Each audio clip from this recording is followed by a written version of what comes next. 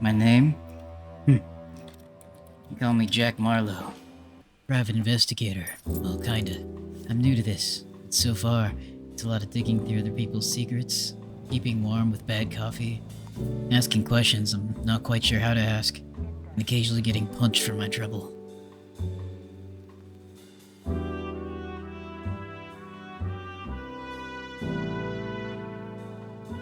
Welcome to Shadows of Doubt, fully simulated, first-person detective sandbox where every city, citizen, and crime is procedurally generated.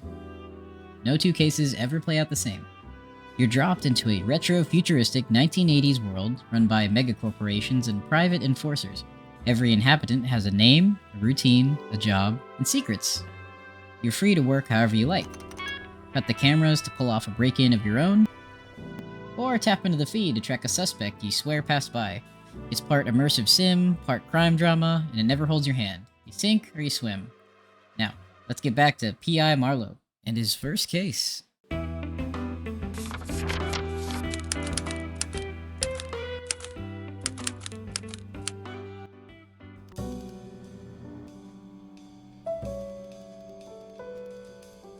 When you first begin, you'll be thrown into a random part of the city.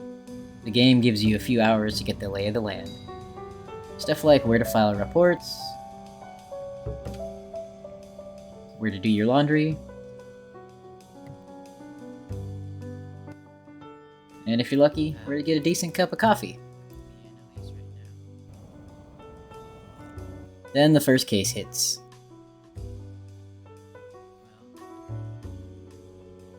And if you mess it up, it's not just a game over. The killer, they're still out there.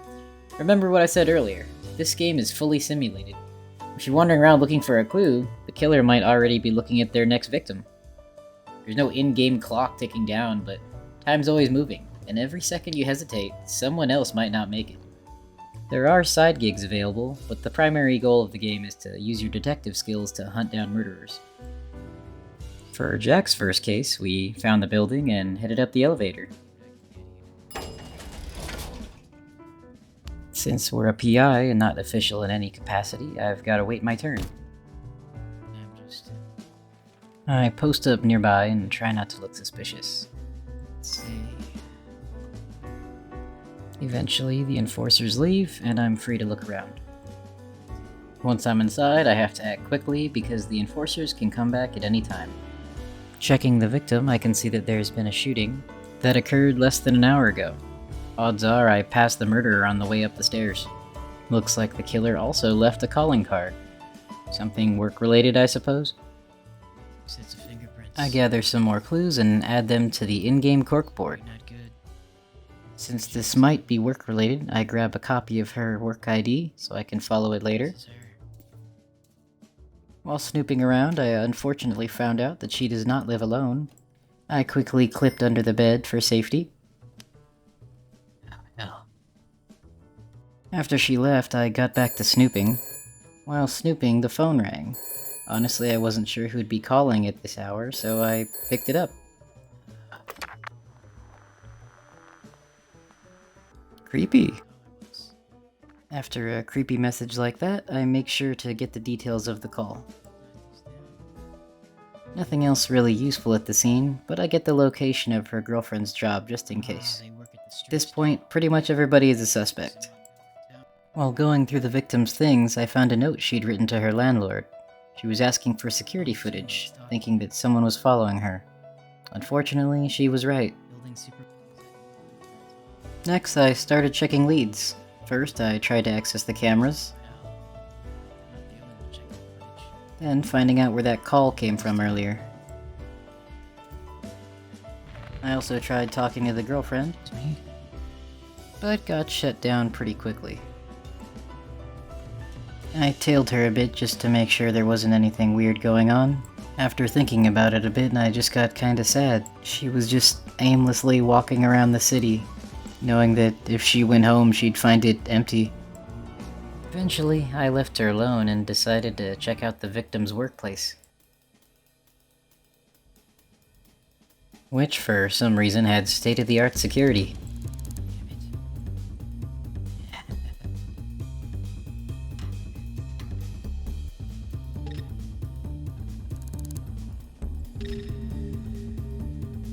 Once inside, I decided to check for prints, and wouldn't you know it, I found a matching set to ones from the apartment.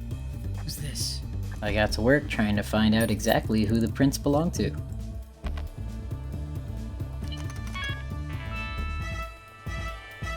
Manny Cooper. Naughty, naughty. Not a team player. Once I'd found who it was, I had what I needed. I swiftly made my escape. We found a phone book, and wouldn't you know it, the apartment complex that they lived in was the exact same place that I traced the call to earlier. Exactly where the call came from. After some walking, I was there, right in front of the probable killer's door.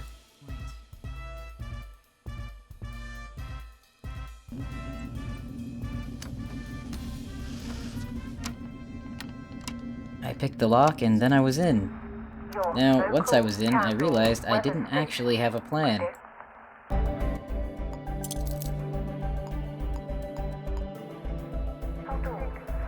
I tried to handcuff her for some reason, and realized that she was gonna fight back. Should've known it wouldn't be easy. After a quick tussle and putting some cuffs on her, I found the murder weapon and she herself confessed. Oh, here we go. Right next to you. Good. And just like that, it was over.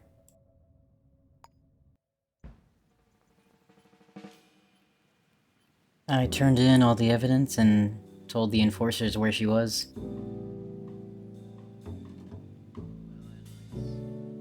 The case was solved and the city a little bit safer. The case had been solved in under 24 hours. With that, I thought Jack earned a rest and got him a room at the nearby hotel.